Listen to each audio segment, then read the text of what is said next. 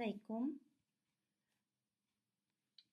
This topic is about product differentiation, and product differentiation was usually discussed in one type of imperfect market when you were studying principle of microeconomics, that is monopolistic competition.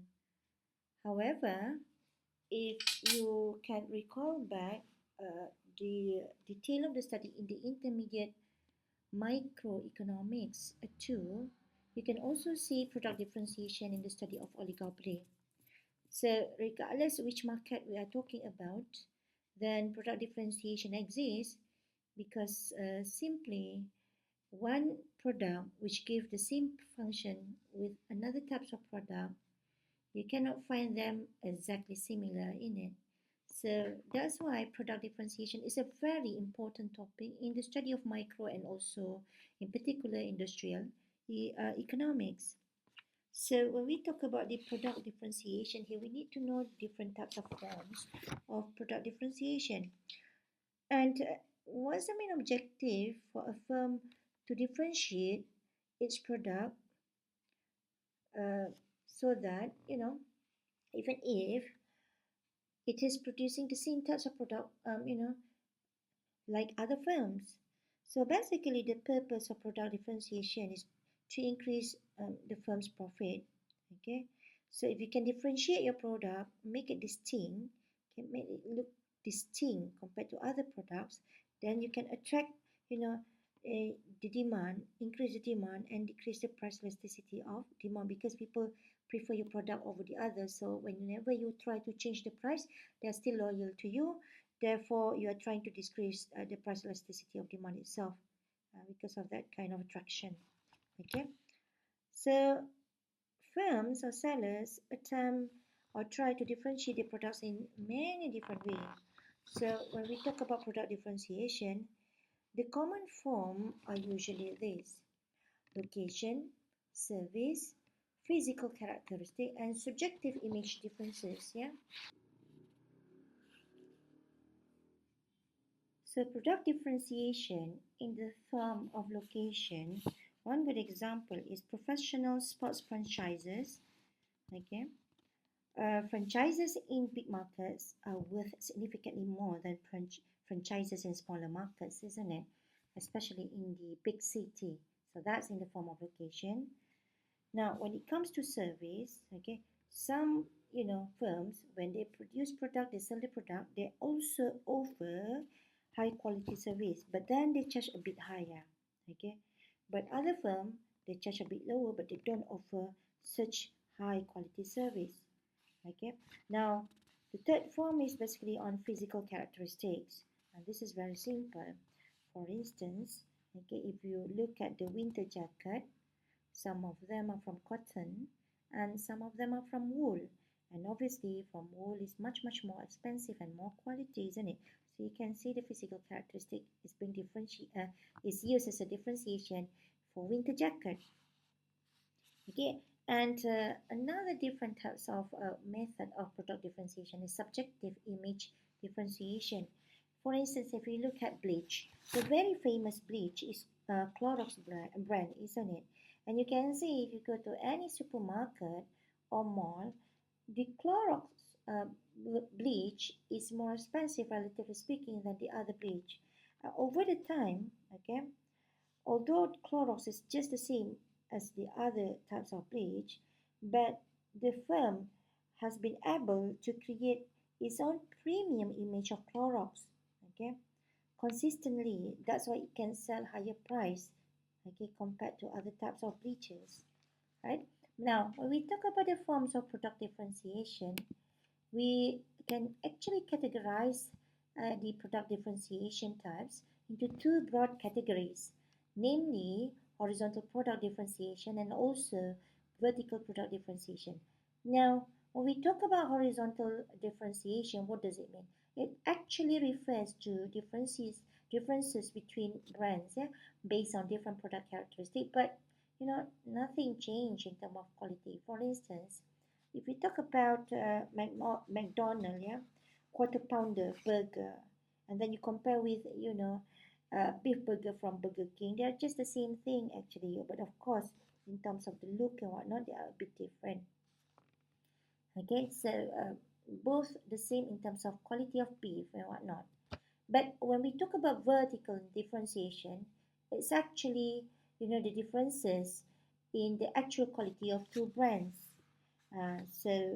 For instance, if we talk about, car, for instance, and if you look at Lexus compared to Proton, it's very obvious that Lexus is a high quality car compared to Proton, isn't it? So this is an example of vertical differentiation. Now, when we talk about product differentiation in the study of industrial economics, we cannot run away from certain models here. Now, I'm going to introduce to you some main models depending on the time given for the semester. And the first one is product differentiation in special models. Now, maybe some of you, this is your first time of hearing this word spatial. In the study of economics and especially econometrics and whatnot, it's not something new. Spatial is basically the study of the spaces of it, so spatial models. So here, the very famous one about spatial models was written by Harold Hotelling. So Hotelling model is a very famous model for spatial models. So in his seminal article written in 1929, he developed a theory on product differentiation that has remained influential for over 80 years. Okay, and Hotelling basically considered how stores would locate along a stretch of length, you know, that might be thought of as main street in a town. Okay, so you talk about location, you stretch a line, okay, and then you can do the model, special model, specifically hoteling model. Okay, we'll learn about hoteling model later. Now, consumers are located with uniform density, and this is the first basic special model, very simple, uniform density along the length one, okay, one length basically, and each consumer wishes to consume 1 unit of good. That's why I say this is a very simple model. The length is 1, and each consumer consume 1 unit of good. So this guy, Hotelling, began his analysis with 2 stores first, and then he assumed zero cost of production for simplicity. And then consumers paid a transportation cost of C per unit of distance to travel to and from a store. So basically, before we go into detail about these special models, when it comes to distance, although you are selling the same product like other firms, some people they prefer to go to your firm, although the price is a bit higher, because your product sold quite near to their house. Okay, this is what I mean here in terms of the simple way to understand special model. But anyway, we're going to look at it in more detail. Let's look at it in more detail. So like I said just now, density, uniform density along the length of 1, and then each consumer wishes to consume 1 unit of good. And let's look at the more detail of the model.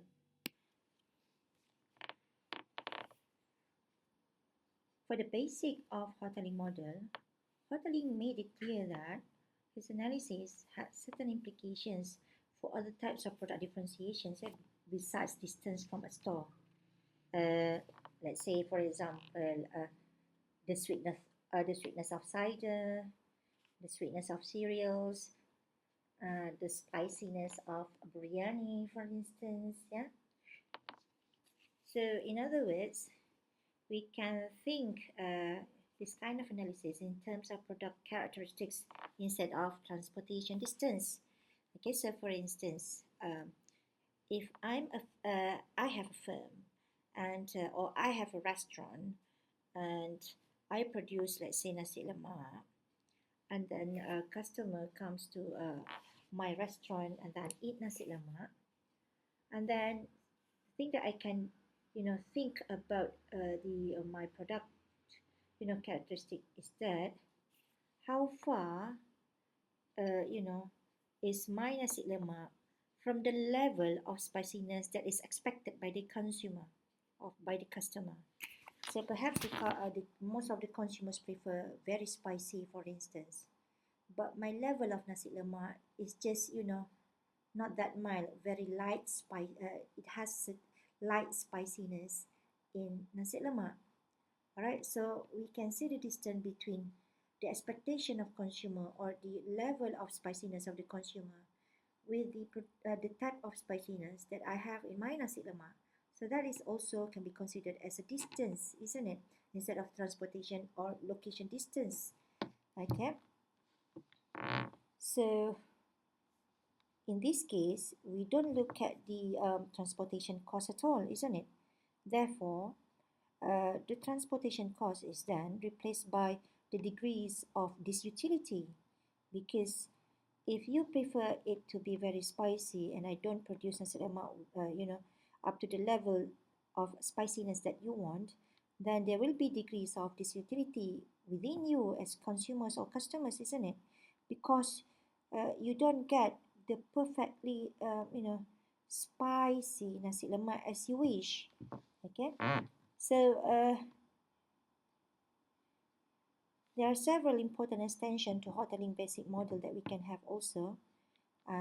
So let's say, example that I'll show later. So let's say we begin by assuming there is only one store. And then if it is only one store, so it becomes a monopolist, isn't it? A monopoly supplier of the good. Okay. So by assuming a monopoly, then we are able to address directly two important questions. What are those two important questions? Number one, how much product differentiation would a profit maximizing monopolist engage in? And number two, is this level of product differentiation socially optimal? Okay, so now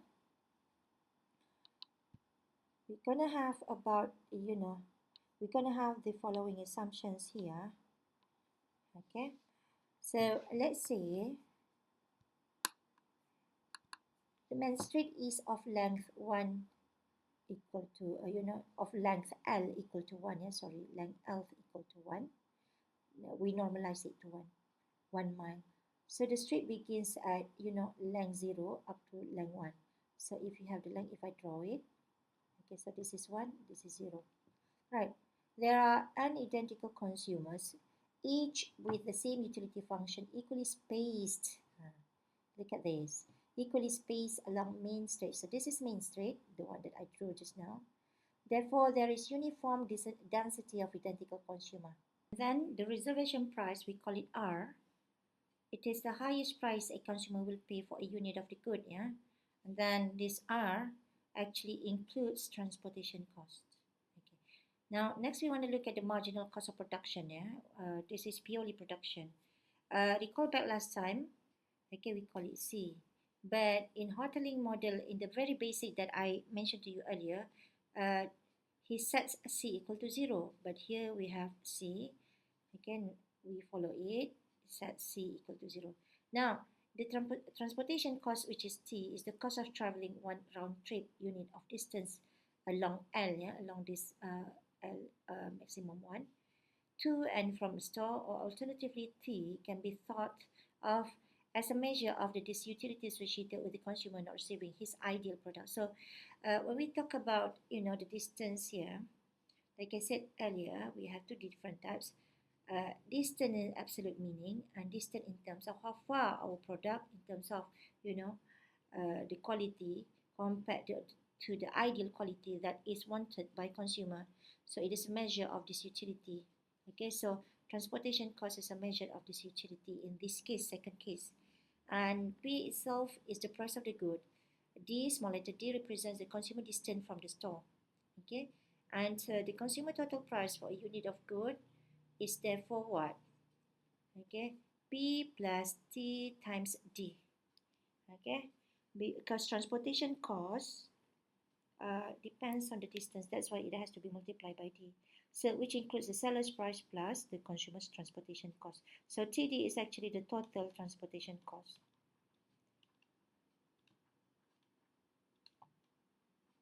Okay, so we also have fixed costs because of setting up an additional store. And then this fixed cost is actually F, right? Now, So we can try to explain it in the form of graph basically. So let me show the graph here. So here we have vertical axis and also horizontal axis. On the horizontal axis is actually the distance. The distance is L, starts from 0 up to 1, isn't it? So here 0 starts here, 1 starts here. Okay, the distance of these stores. Right, on the vertical axis is basically the price. Let's say if we have somewhere here, this is the reservation price. Okay, so on the vertical axis is the price. Now, logically speaking, when you're a consumer, you only buy product if your reservation price is higher than the price charged by the firm, isn't it? Now, the price charged by the firm is actually P plus TD, the price itself plus transportation cost, remember?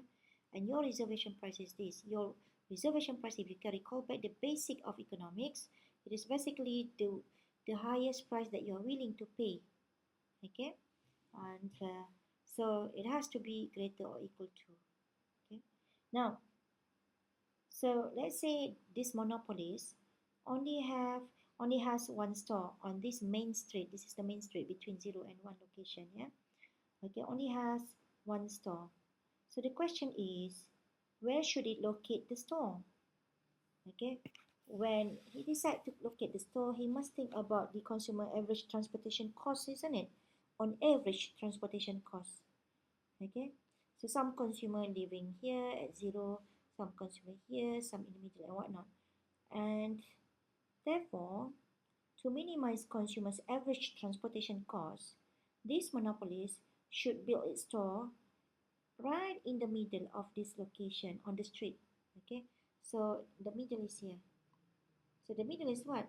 Half mile, because the maximum is 1 mile, isn't it? Logically speaking. Okay, so here we can see the store is at the middle of the main street. Now remember, the length of the main street is equal to 1 mile, which is here. So the store is built at the point where, L itself is actually half mile, isn't it?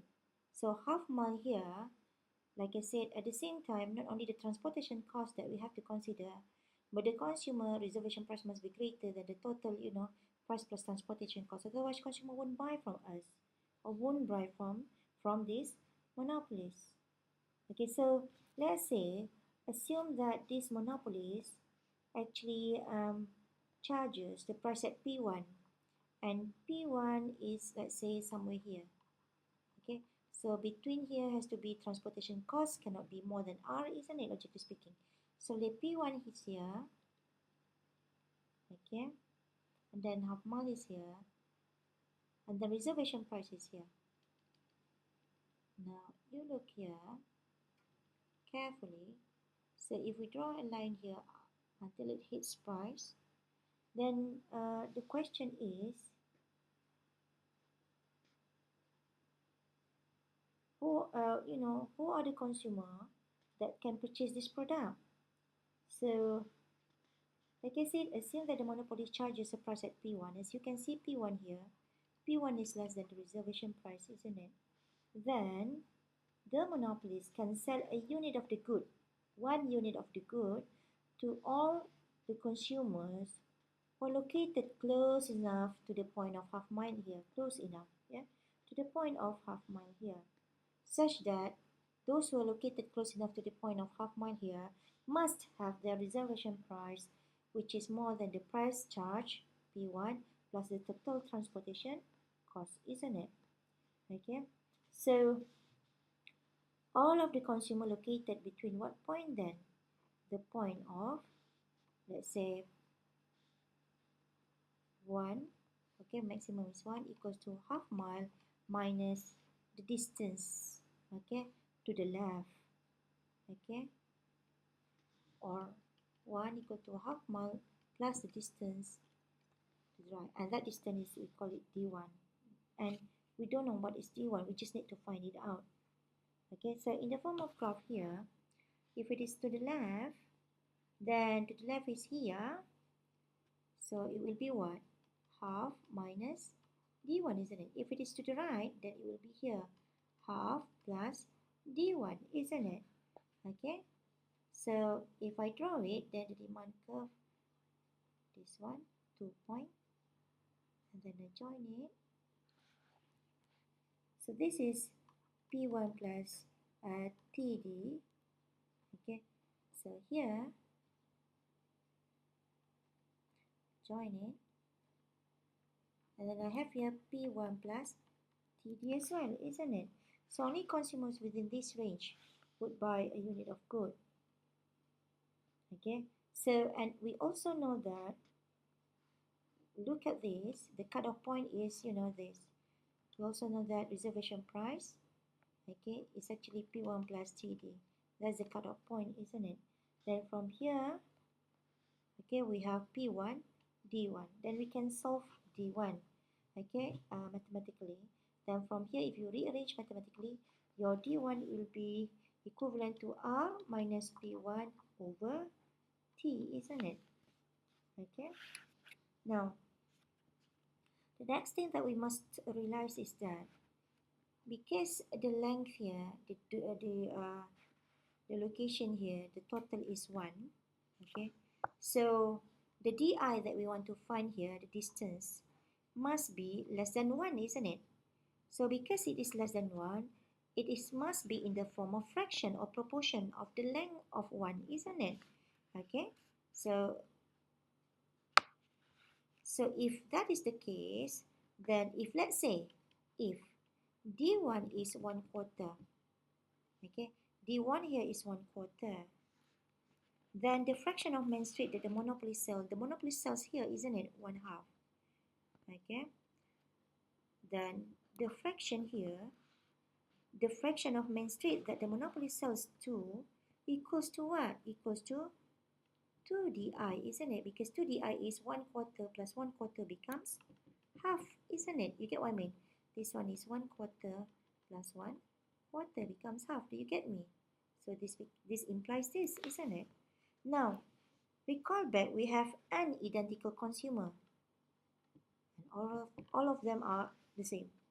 So, what is the total demand for the good? Now, in this case, the total demand for the good becomes what?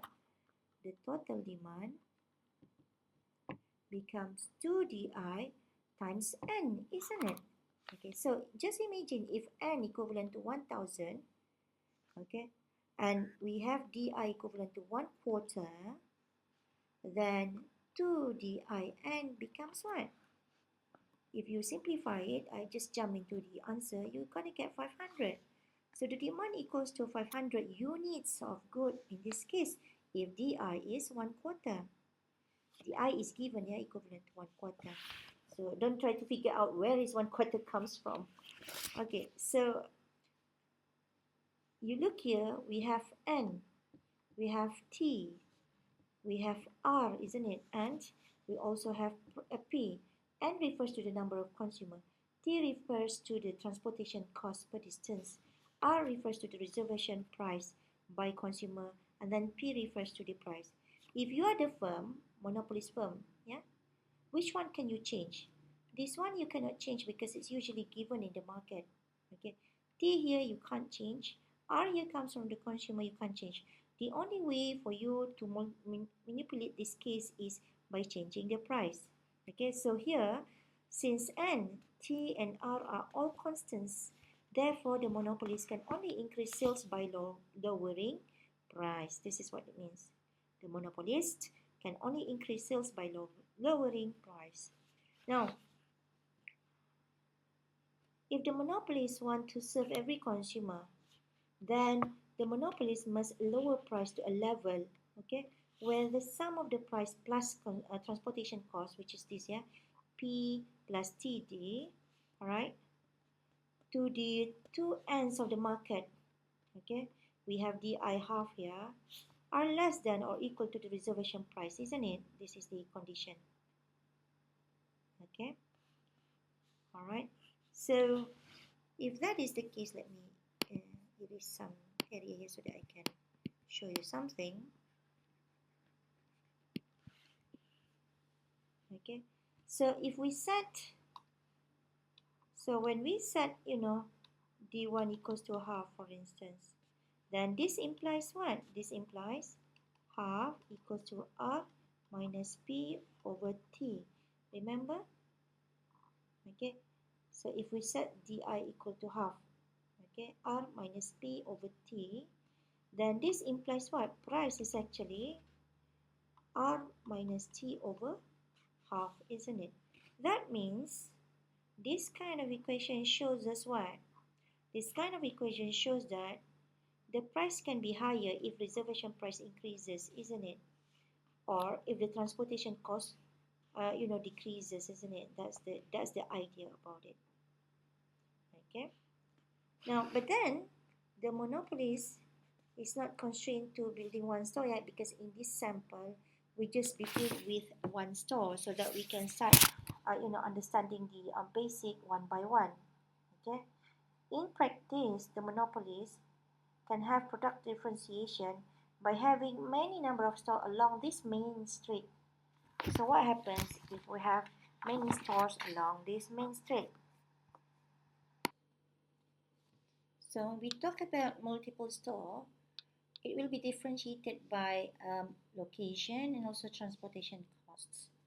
Okay, so now we want to determine the profit maximizing level of production differentiation. Okay, for one monopoly, okay, that sells to all end consumers. So what we need to do here is we begin by adding additional stores along Main Street. Yeah, it's not only just one store.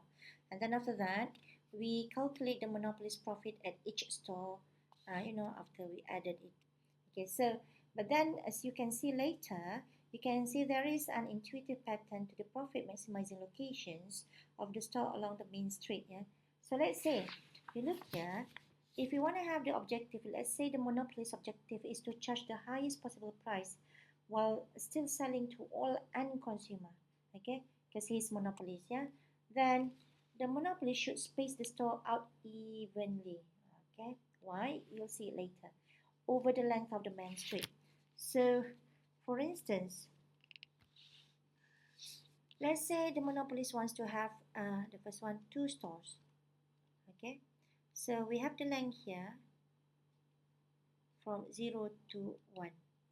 Usually in the middle is half, isn't it? Okay, so here is 1/4, here is 3/4, isn't it? So where the monopoly should locate it to store here. So logically speaking, the first store will be here, and then the second store will be here, isn't it?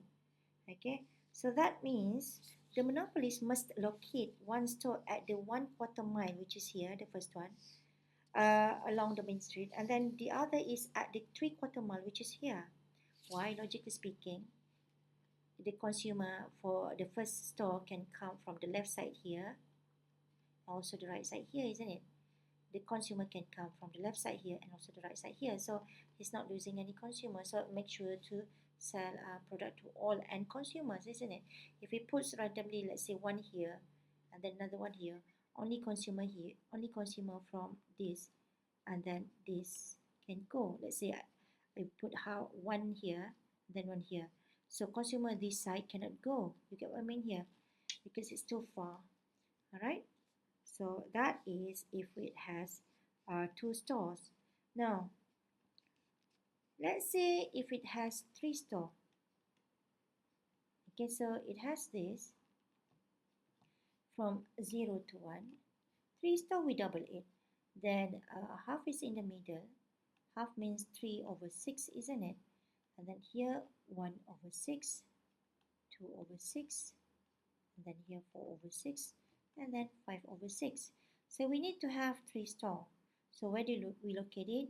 First is here, second is here, and then the third is here, so that consumer from the left side here can go here, consumer here can go here, can go here. Do you get me?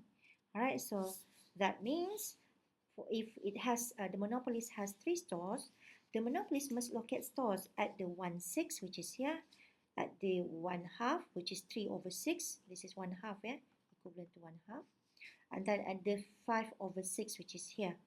All right, along this main street.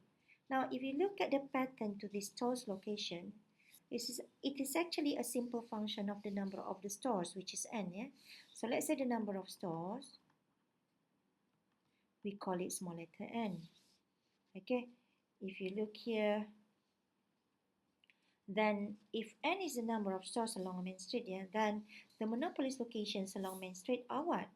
The monopoly's location along Main Street are could be 1/2 n, okay, 3 over 2n, again 5 over 2n, and then 7 over 2n. Can you see the pattern? And then 9 over 2n, so on, until 2n minus 1 over 2n. Can you see? That's the pattern.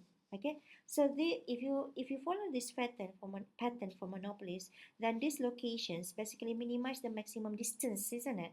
When it can minimize the maximum distance, so consumer can come and buy from each of the stores located by the monopolies. So it's basically minimize the maximum distance any consumer must travel to any store. You get what I mean here? So here, once store location is known, yeah, let's say we already know the store locations here. Okay, it is possible to calculate, price for any number of store n. Okay, so it is possible to calculate it. So recall back the distance, like I said earlier, is actually R minus P over T, isn't it? Recall back, R is a reservation price by consumer, the highest price that consumer is willing to pay. P is the market price of the product. T is the transportation cost. So if you play around with maths, this one is very simple. P will be equivalent to R minus TD in it. Okay, so let's say we have two stores. Okay, so the first one here, A, we have two stores. Okay, if we have two stores, then D is should be 1/4 the equation, isn't it? Then mathematically speaking, you just insert D into this equation, then you get P equivalent to R minus T over 4, isn't it? So if you have, let's say, 3 stores, then the distance, the fraction of the distance, this is D, the fraction of the distance should be 1/6, isn't it? And then this implies what? P equivalent to R minus T over 6, isn't it? But then if you have many stores, let's say n stores, then D is actually this, isn't it? 1/2 n. Okay, then P is actually this, R minus T over 2n, isn't it? Okay, so these are the pattern that we can have here. All right, now,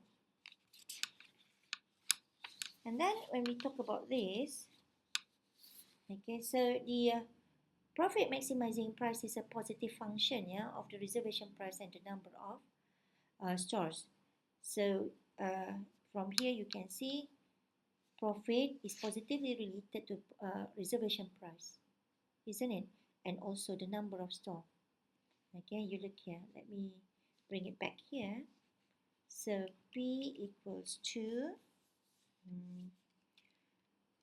R minus T over 2n. If you delta P over delta R, you get 1, which is positive, isn't it? If you get delta P over delta R, sorry, not delta R, because we want to check how it reacts with n. Okay. And then you also get positive. If you don't believe me, you try to differentiate this with respect to n, then you get positive. So that means the price, the profit maximizing price, which is P, is a positive function of the reservation price, which is R, and also the number of stores, which is small letter n. But then it is negatively related to the transportation cost because delta P over delta T equivalent to minus 1 square n. Okay, as long as n is greater than 0, for all n greater than 0. Okay, so that's the relationship that we can see basically. Okay, now is it possible for this monopoly to calculate profit? Yes, it is possible. Why? Because in this case, the monopoly already have what? The monopoly already have reservation price given, the number of consumer given, N, the transportation cost given, C, the fixed cost is also given for any additional store, yeah, which is F, and the number of stores, N. So that makes it possible for him to calculate the profit. Now, the profit is very simple, total revenue minus total cost, but in detail what it is? It is actually price times the number of customer, this is total revenue, yeah, and then minus total cost. Now, these two are the total cost. The first one is C times N. Okay, the second one is N times F. Okay, now consider, for example, if we have R equal to 10, C equal to 3, N equal to 1000, T transportation costs for each of them equal to 2, F equal to 40. So this one is very simple to calculate. So let's say we have this table to show you. If the number of store is 1, then the price is 9. Okay, based on this formula that we have seen earlier, R minus T over 2N. And then if we calculate profit, maximum profit, it becomes 5960. And if we have two stores, then the price is 950 increase. Okay, and then the maximum profit is 6420, and so on and so forth. If you can see here, up to the 7 number of store, which one gives you the best, the maximum profit? Obviously this one, 6,600. What number of store? It is 5. Okay, what is the price? It is 980. So this is profit maximizing price for these monopolies. Okay, now, but then if we want to look at the total social surplus, which one gives the best, welfare, then we have to calculate the total social surplus, which is given by the formula here. And the formula here, you can also see it from the textbook. Yeah. So if you want to determine the socially optimal number of store, obviously in this table it gives you 4. Why? Because the total social surplus, the highest is 6715. Okay, so how to calculate the total social surplus? You must consider the total value of n units sold to consumer in cases where all and consumer purchase exactly 1 unit of the good from one store. Okay, so we have R, we have N, then we have total purchase, which is NR. So in order to determine the total social surplus, we need to subtract here NR, total variable cost, and C, and then fixed cost, and then total transportation, because then you can get total social surplus here. Now, so this is what I mean just now. But then, how to find total transportation cost? Okay, actually, the total transportation cost depends on the number of stores, isn't it? And also the transportation cost per units of distance T, isn't it? Okay, so how to understand this? So let's say we look at this figure. This figure is actually an expression of the graph that looked like this, the one that I drew last time, remember?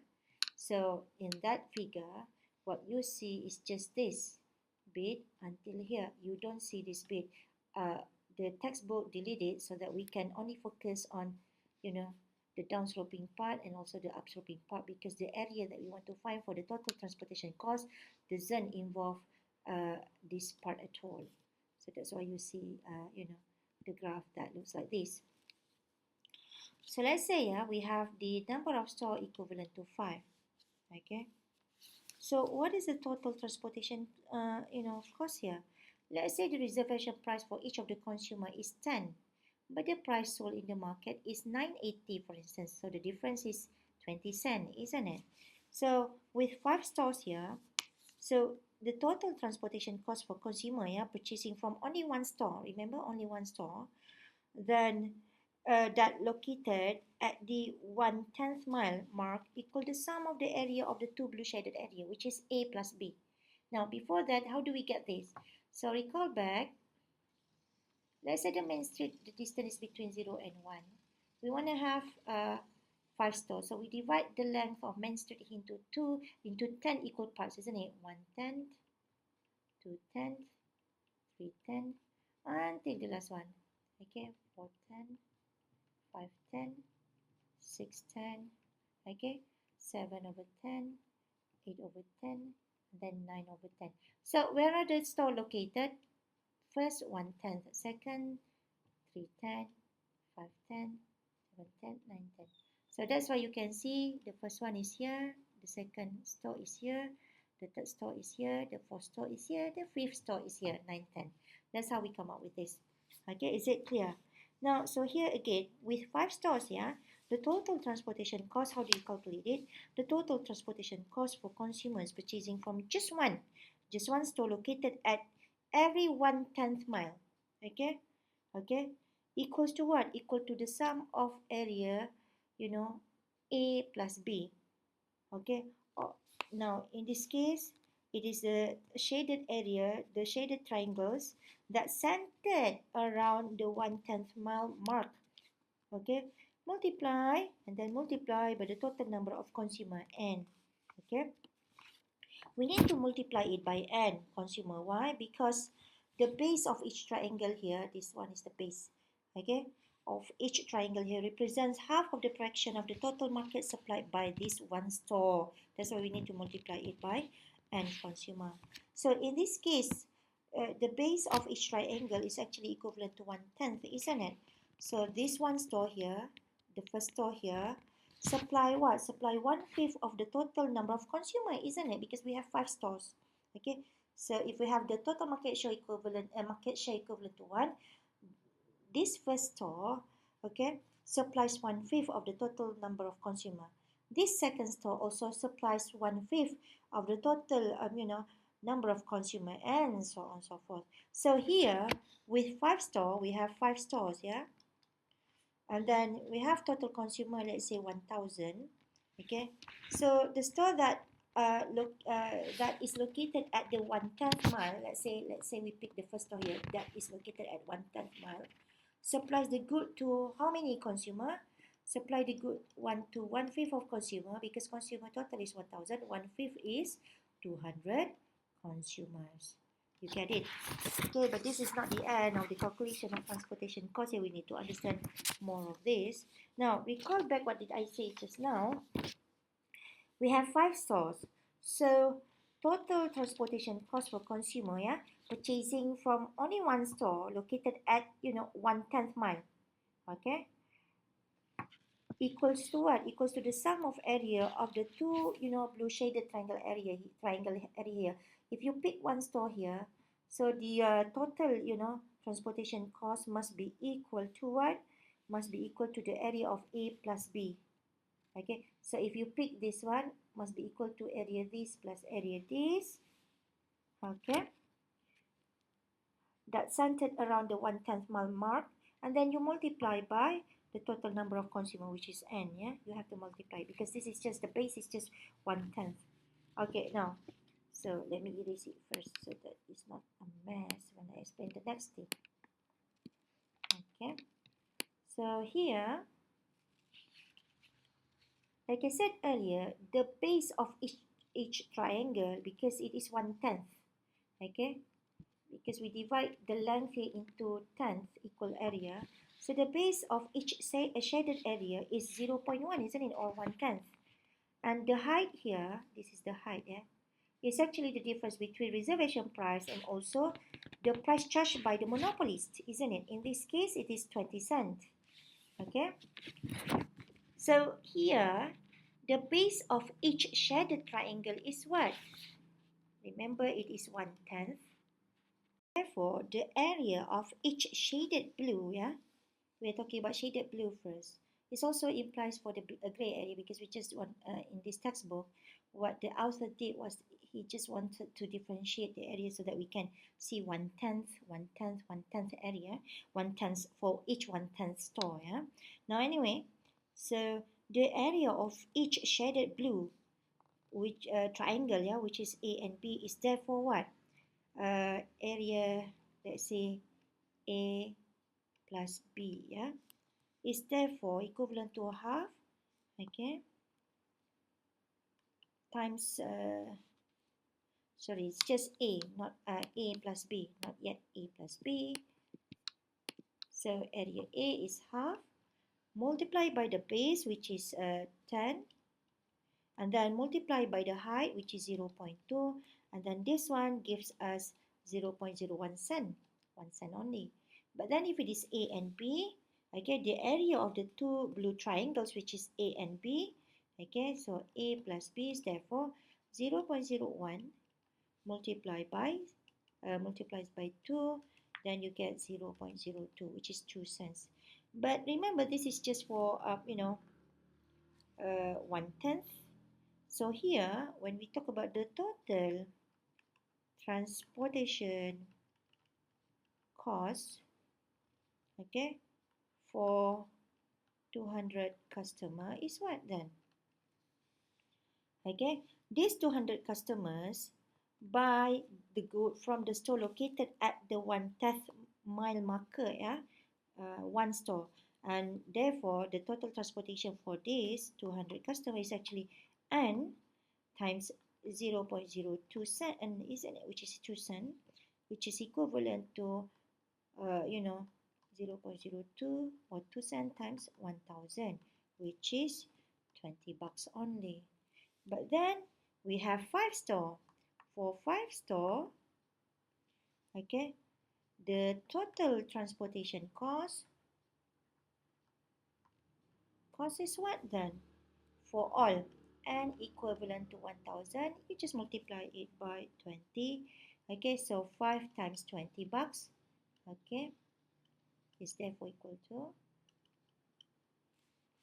100. In this case, it looks so cheap, eh? Okay, so that's how we look at it.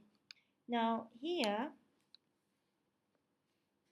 therefore, this is not the end, because we want the main idea is to get the total social surplus. Okay, so if you can see the formula, total social surplus is NR minus CN minus NF minus total transportation cost, isn't it? So in this case, we want to finalize all the thing. How do we calculate the total social surplus if we have 5 stores? So you look here.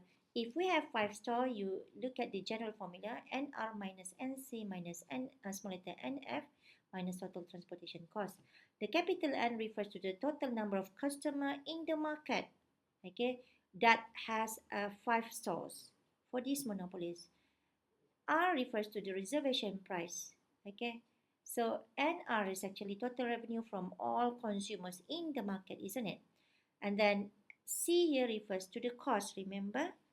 All right. What kind of cost? You recall back here in the question, transportation cost. So transportation cost here is for each customer. So if we have 1000 customer, or capital N, you multiply by C. And then minus small letter n refers to the number of stores.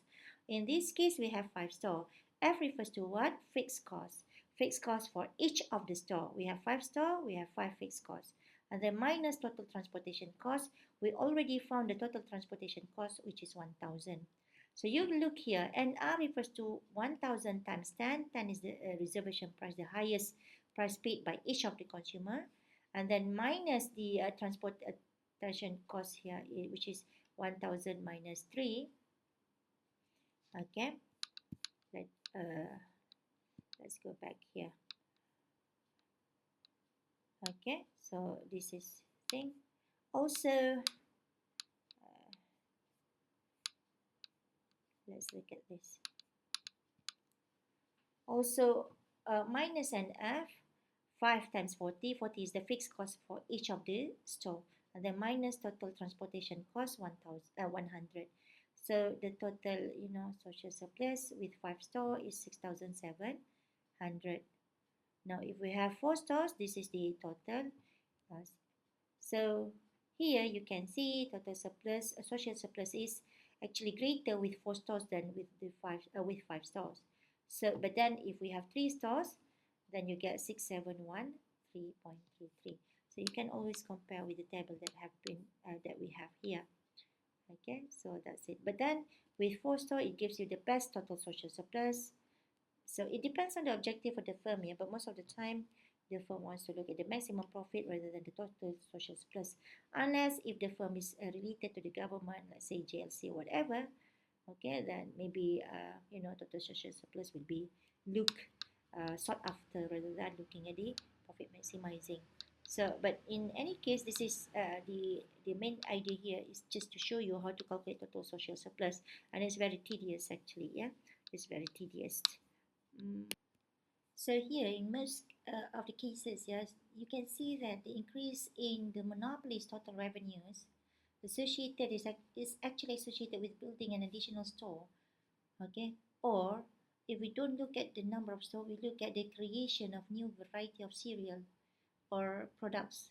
Okay, will be greater than the reduction in transportation costs associated with the additional store. So as you can see here, okay, so total revenue, okay, and total transportation cost here. And then if you look at the table here, okay, you can see the number of store increases, and then the firm chooses to have 5 stores. But then when we look at the total social surplus, the firm should produce at 4 number of stores instead, because whenever we include the transportation costs, okay, the transportation cost actually reduces the total social surplus, because the consumer have to incur more cost when more store is produced, is constructed, or is you know is built up here. So in this case, what we can say here is that, okay, when we talk about this, as you can see, from the social perspective, yeah, monopolies only consider increase in total revenue compared to the fixed cost of another store. Yeah, they don't care about the fixed cost of building up another store. So the total value remains, an R as long as all end consumer obtain the good. Okay, they actually monopolies, they really ignore the social value of building, creating a building up a new building.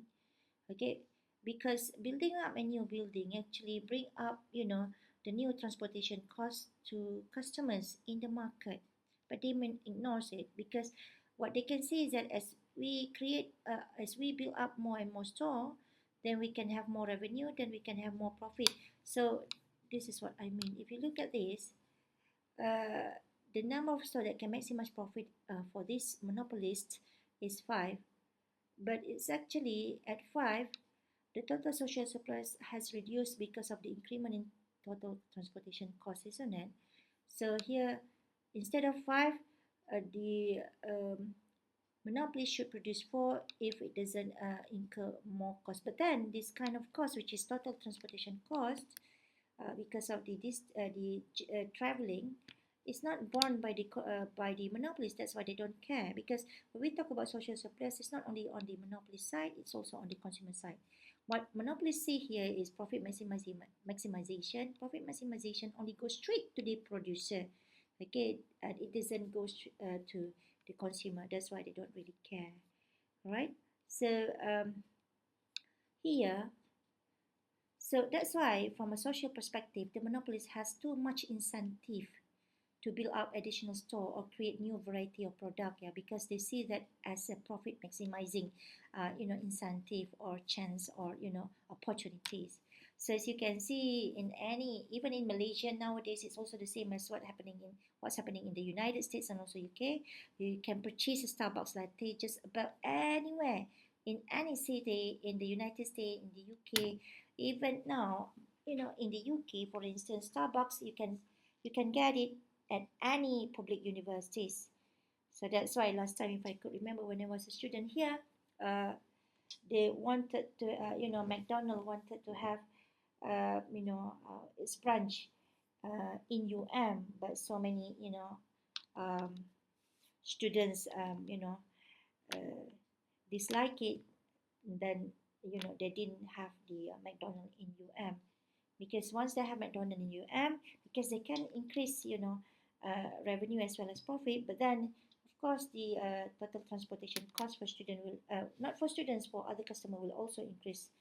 Okay, you don't see it directly, you see it, indirectly.